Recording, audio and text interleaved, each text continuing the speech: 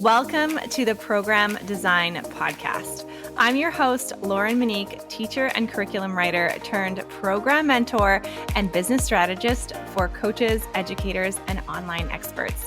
Whether you're looking to create your first ever group coaching program or scale your current offer for more freedom, revenue, and consistent income, this is the podcast for you. Here you'll find practical strategies and encouragement mixed with a bit of manifestation and intuition to help you grow and design a program you absolutely love. Let's dive in. Hello and welcome to this week's episode of the Program Design Podcast. I am thrilled you're here, and in this week's episode, we're going to be talking about how to make time for program creation when you are maxed out on one-on-ones. So the reason I wanted to bring this to the podcast is because this is a challenge that I have seen often with my clients who are already maxed out with one-on-one clients. So if you have already a number of clients, maybe you have different responsibilities, and you want to create a more leveraged offer, more scalable, like a group program or even a signature program, the unspoken or rarely talked about challenge with that is that there is a lag time between actually just working one-on-ones and then having your program created where you can have a more scalable offer, where you can have more time freedom. And that is actually the creation of your program. And I think that's often what can hold a lot of us back is thinking, okay, I want to create this program, but how on earth am I going to actually manage to do that? So I help you create programs, but in the past, as I was refining my niche, I also helped clients a lot with systems. And that's what I want to get into in this two-part series, because what I have noticed often is that we'll think, I don't have time to add on a group program, or how am I possibly going to add it to my already full day? And before we think about adding, I love to encourage you to think about subtracting. What can you take away to your already full plate so that you can make time for program creation? Because it is an investment and it will absolutely pay off in terms of financial revenue, of course, but also about getting a lot of your time back when you have a more scalable offer. So to look at that, I encourage you to look at your delivery system, because one of the things that I talk about in my programs, especially in signature program design, is that every deliverable needs a system. Every deliverable needs a system. So what I mean by that is that everything that you deliver in your one-on-ones or in your group or signature program requires a system. So if you have group calls, if you have one-on-one calls, if you have a community portal, all of those things require a system to get them up and running. If not, I recommend having a system for them. If not, you're going to be spending a bunch of time in the weeds, making sure that everyone is all set up with what they need. There's going to be a lag time. The onboarding process isn't going to be as smooth without having systems in place. And what I find often with my clients who are moving from one-on-one to their first group program is they actually are doing a number of things in their delivery and their one-on-one work that could be systematized, that is actually taking up a lot of their time. So that is what I want to dive into in this series. So this is part one, where we're going to be diving into delivery systems for one-on-one work. And even if you have a group, if you have one-on-one components in it, this is going to be super relevant for you. And if you don't have a group program yet, this is a great place to start. In part two, we're going to be diving into what delivery systems you need to look at for a more scalable group program offer. So the first thing I want to dive into is, you might be wondering, is this something my business actually needs? So is this something my business actually needs? Maybe you already have some systems in place and you're thinking I don't think there's really anything else that I can save time with. Or maybe you're thinking systems aren't really for me. I don't love the idea of systems. That sounds restrictive. Or even you like the idea of them, but you're not really sure what that even would entail. So let's look at why delivery systems can be a solution for you. What I've noticed from a lot of my one-on-one clients is often they do absolutely everything themselves, and there isn't necessarily a process to follow. So when we look at creating systems, I don't just mean a tech system, like a scheduler. That can be one of them, but that to me is more of a tech tool. what I mean by system it is like a predetermined set of decisions for repetitive tasks. So anything that you're doing often in your business can be systematized through automations, through maybe having someone else on your team, even by you doing it, by creating a process or routine that you follow regularly. Because when we think about these things more intentionally, you can find ways to do them more quickly and that require less decision fatigue. That really is the crux of it for me, is that it's decision fatigue and mental load, like remembering all the things that you need to do or remembering everything that you need to do and to deliver to one client. And that can take up time from creating something a little bit more scalable, from using CEO time, things that you really need to be doing to move your business forward. You can really get bogged down in all of those details. So if you are doing things like scheduling, if you are doing things like client intake, onboarding, sending resources after sessions, any of those kinds of things can be systematized. And I want to dive into that in this episode. It really comes down to decision fatigue can take up so much of your time. Decision fatigue and really that mental load. And I'm going to give you some examples. The other thing to think about is maybe you have some systems already in place, which is awesome. I'm going to give you some different thoughts and ways to think about systems to see if there's anything that you could upgrade or streamline further to really create some more time for you in your business. So let's dive into what delivery systems you can add that would be the right ones for you. And again, deliverables or delivery, like deliverables or anything that you include in your offer that your clients have access to. So let's start from the beginning. Let's look at how you're bringing new clients in. So client intake or onboarding. In this series, I'm not going to get into marketing systems or selling systems. I'm just talking about delivery. So let's talk about onboarding new clients. How are you doing it right now? And as you listen to this podcast, like when you think about bringing in a new client, what does that look like for you? Are you sending all of your emails manually? How are you taking payment? Like, what does that look like? And is there any way that you can streamline the process? So when I think about systems, so in my programs, I can give you like really step-by-step, and I like to create more bespoke systems for my clients. I give you things that are going to specifically work for you, but I'm going to give you some questions and things to ponder in this episode so you can get started with systems in your business. So the first thing to think about is when you look at onboarding, and actually, you know what? I'm going to back up. Before we even get into specifics, what I'm going to actually invite you to do before that is to audit.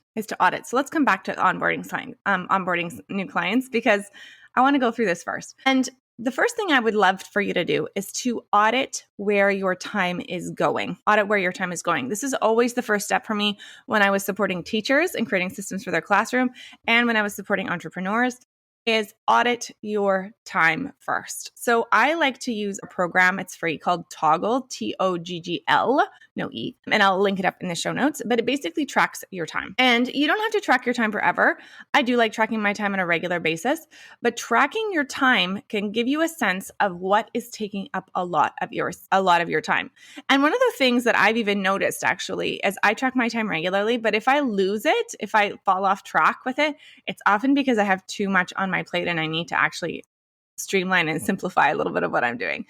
So even if you have like this thought of like, how am I even going to manage to press play and pause?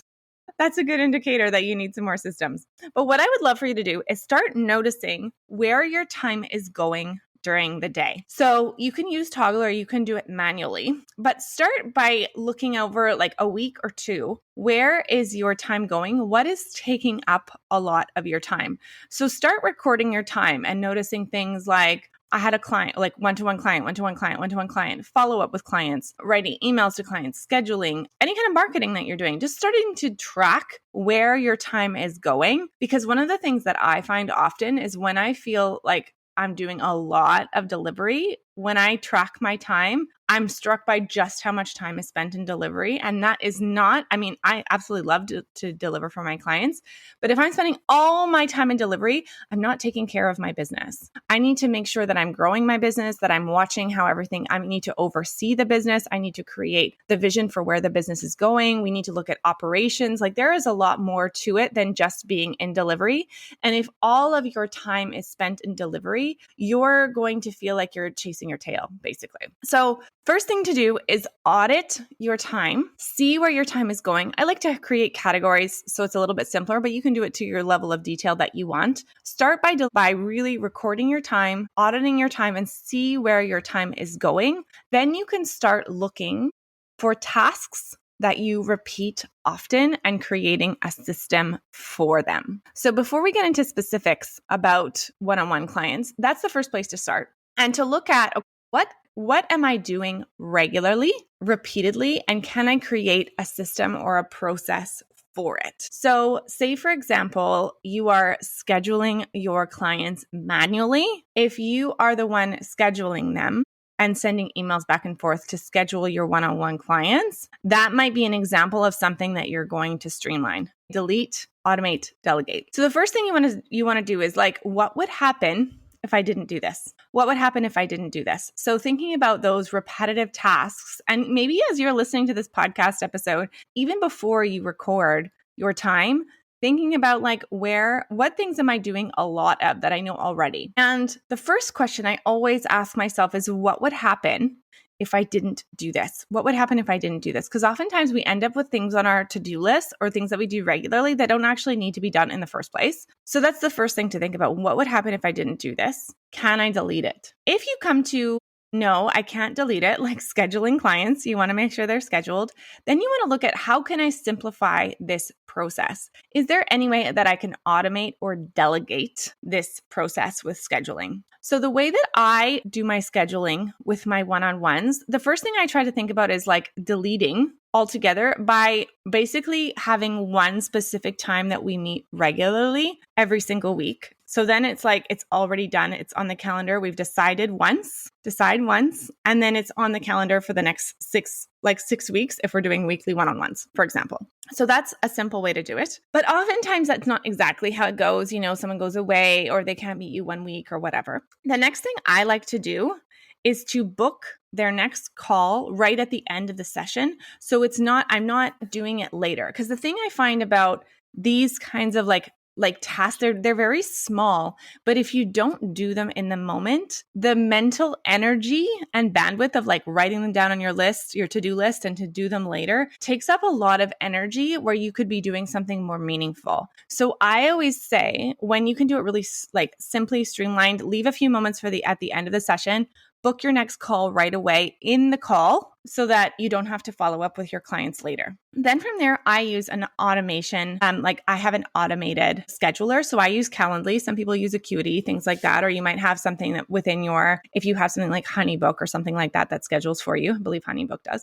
I make sure that when I schedule them directly into Calendly, and that I have automations in place that have reminders. So they get text message reminders, and generally speaking, if they've got their phone number in there, and they get email reminders reminding them of our call together. So I never have to worry about people not showing up. It almost never happens because I have automated workflows in place through Calendly that remind people of their calls with me. I book them in right away, and then we're done, and I don't need to worry about scheduling my clients. Now, if all of these layers come through and we still don't have them on the books scheduled, they can have a link in their onboarding, which I'll get to in a second, where they can schedule directly, but then it will fall to my VA, my client success manager, who will schedule the next call in. So for example, one of my regular one-on-ones, we usually meet on Wednesdays. She can't next week. So when I chat with my VA, client success or my VA later, I'm going to have her reach out and reschedule. I am not the one who schedules my one-on-one calls. And if you have a one-on-one practice, up until now, you probably have been scheduling all of yours yourself, and you might be a little bit resistant to hiring someone. You don't have to. I would go through as many automations as I could first. But at some point to grow, you're likely going to need someone to help you with that, because you shouldn't be the one scheduling all of your calls. Because when you think about capacity and growing your capacity to bring on more clients, making space, if you are the one always scheduling, you're not going to like that time that could be serving or getting new clients. Like when you think about going to the dentist, your dentist likely is not the one scheduling her own appointments with you. She's likely has someone else working at the front desk who is doing the scheduling for her, because she is doing the higher, more expensive activities of running the office and actually doing her work as a dentist, right? So we need to think about possibly hiring someone who can do it, who can do the scheduling for you. So that's the next layer of when you think about scheduling. So what we've gone through, and I'd love for you to think about, how are you scheduling your one-on-one clients right now? Is it you doing it? Do you have these things in place? So the first thing I do is I look at, can we do it right away on the call where it's a standing time, so we don't have to worry about scheduling at all? That's kind of like the delete, like decide once and then it's done. So that idea of like make one decision and then don't come back to it, that will help you with your decision fatigue. Then if you can't do that, the next level is booking it at the end of your calls right away. Then from there, you can think about giving them an automated link where they can book it, or you can have a VA who schedules it, but making sure you have those automations in place so you have reminders for your clients to come to their one-on-one call with you. So that's the first idea. And that's kind of how I work through repetitive tasks and setting up systems. Is I look for what's the thing that I'm doing regularly that I could like simplify, smooth out. The next thing I think about is my client process, and is there any place in my client process that I can streamline and simplify? So when I think about my clients, some of the things that take up the most time, we're coming back to it now: onboarding new clients, scheduling or client intake, maybe sending things after the session too. So the first thing about onboarding new clients, I would absolutely recommend having a system for onboarding and offboarding clients, because you want to give them a positive experience with you at the end as well. But we're going to talk about onboarding for this. So when we think about onboarding clients, what are things that you do repetitively, regularly, that you could systematize? So maybe you're deleting altogether. Maybe you're creating some templates for them. Maybe you're automating a portion of it so that you create like any kind of welcome emails, things like that are already done. Maybe you're thinking about, is there someone else on your team who can help you onboard? So that's kind of the flow of it, right? So when I think about onboarding my new clients, my one-on-one clients, now usually at this stage, I don't have a lot of one-on-one clients who don't work with me outside my group program. I have a few that I reserve space for, but generally speaking, most of my one-on-one clients are also in one of my group programs as well. But that's not always the case. And sometimes I have clients just working with me one-on-one outside my programs, right? So the first thing that I always think about is I personally write them an email welcoming them. We don't have as much automation for this because it's a little bit more bespoke, but I do have a template that I have that when you sign up to work with me one-on-one and we do something really specific. So sometimes people work with me one-on-one because they want to really simplify their program design creation. Maybe they didn't get the sales that they wanted to the last time they ran their program, so they want something to help them with that. So usually when I'm working one-on-one with clients, it's generally around program design, offer design, or actually selling their group program. When I have clients, the first thing I do is I send them an email that is a template that I just customize the beginning of the template, and all the links are already in there, so I can send it to them right away. I have a link for them to pay me easily, because you want to make it easy for people to pay you. And I have a pre-work survey. So I always have a survey that I have, a questionnaire that I bring through. I have one for one-on-one clients, one for pilot program design. That's my program that helps you create your first ever program. And then one for signature program design, which is helping you refine and grow, scale your group program or your signature program. I have an onboarding form for each one of these offers separately. And so the one for my one-on-one clients, I link up in that, I have it linked up in that template so they can submit it.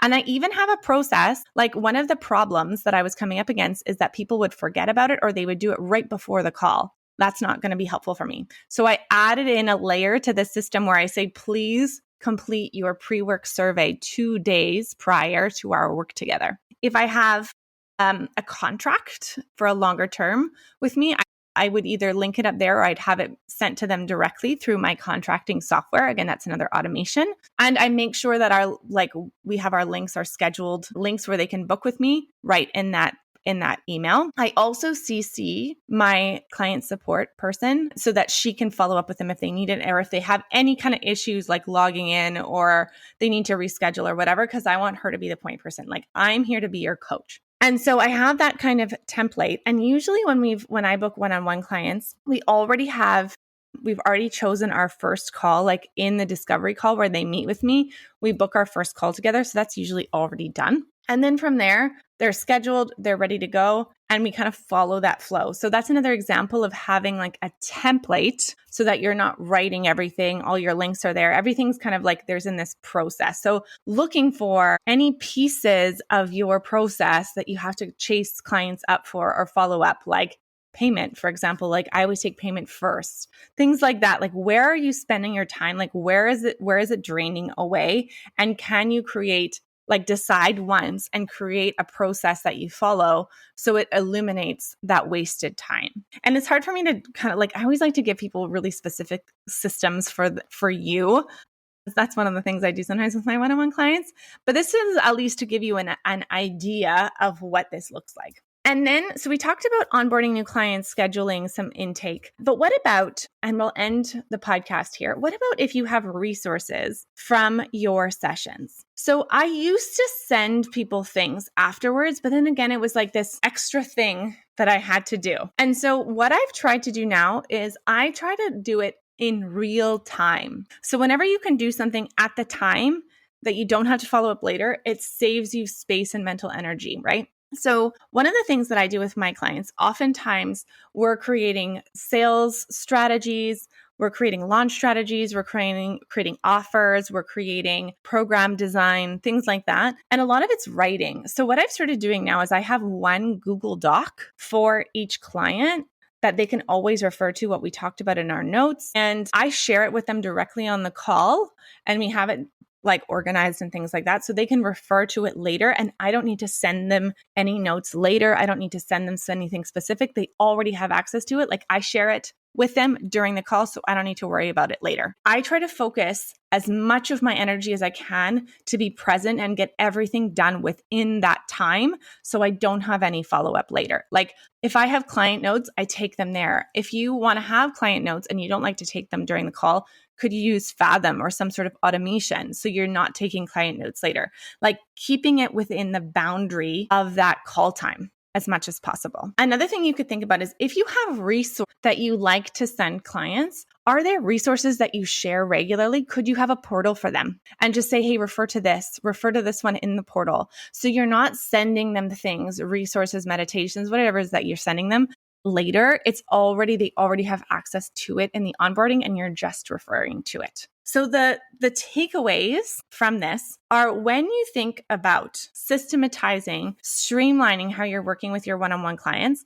the first thing to look at is, again, look at where your time is going. Where are some repetitive tasks that you could streamline, that you could create a process for? Then you're looking at, what can I delete? What can I automate? And what could I delegate to someone else on my team? We looked at how you can look at onboarding new clients, how you can schedule, and how you can send resources after your sessions. And we talked about trying to keep as much as possible within the confines or the realm of your one-on-one call itself, so you don't have a lot of follow-up work afterwards.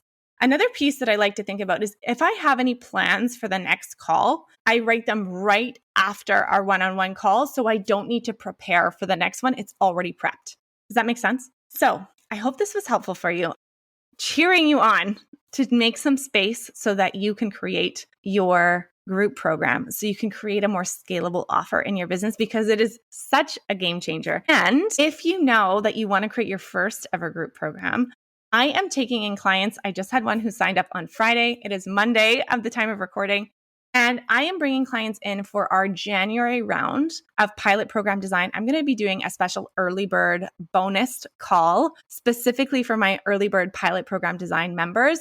And it's really going to be about gathering the energy for 2026, looking back, setting your vision, setting your goals. It's going to be such a fun call, and I'm so looking forward to doing it and offering it as a bonus for my new pilot program design members.